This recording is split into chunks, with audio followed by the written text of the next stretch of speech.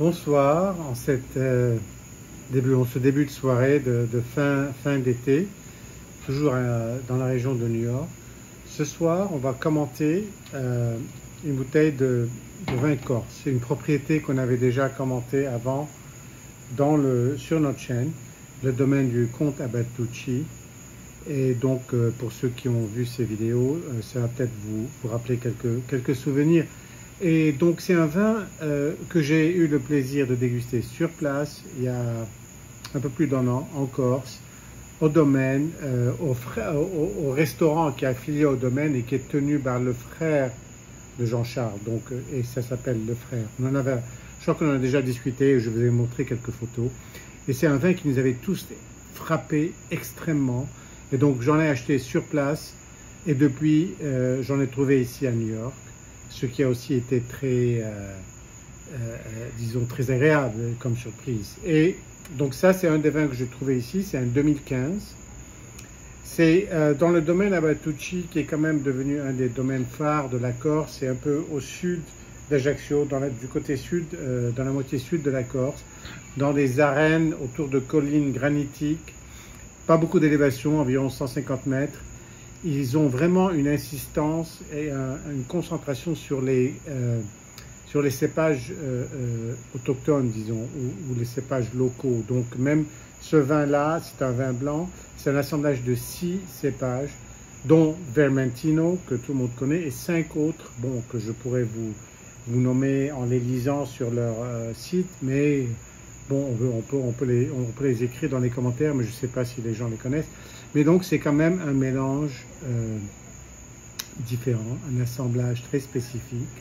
C'est un vin qui est fait en fonction des cépages, en fonction de la maturité. C'est égrappé, c'est pas égrappé. Ils sont tous fermentés ensemble et c'est dans des cuves, dans des demi-muides, puis après pendant 8 à 9 mois, et sur lit, après dans des cuves en inox pendant 6 mois, après ils sont en bouteille pendant 6 mois. Donc c'est quand même un élevage assez long. La fermentation malolactique est bloquée par la température et par du SO2. Donc ça, c'est vraiment quelque chose qu'ils veulent éviter. Et ça vous donne un autre profil de vin, donc il n'y a pas cette deuxième fermentation.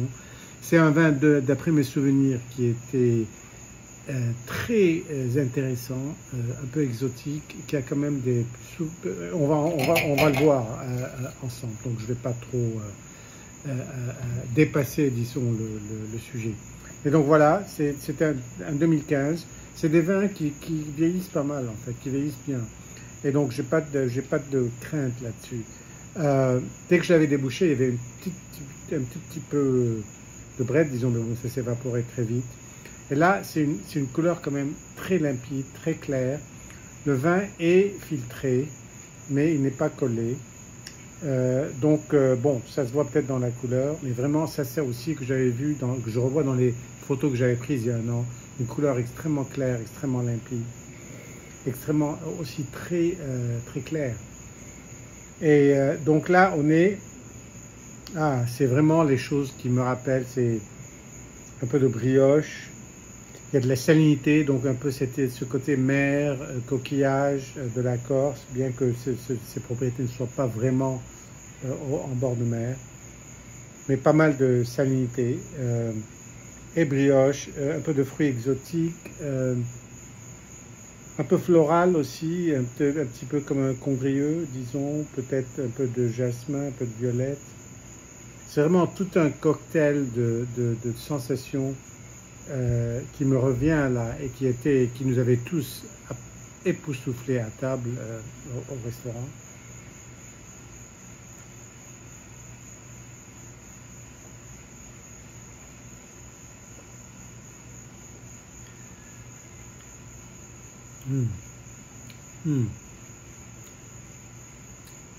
En bouche, une très belle matière, hein.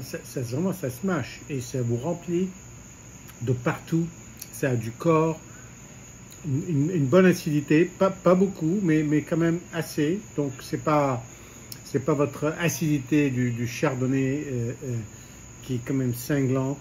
Non, c'est une très belle rondeur, beaucoup de matière, des fruits exotiques, de la pêche, du litchi, des abricots, mais vraiment, ça reste, hein. Puis une très belle longueur qui est plutôt disons, côté agrumes.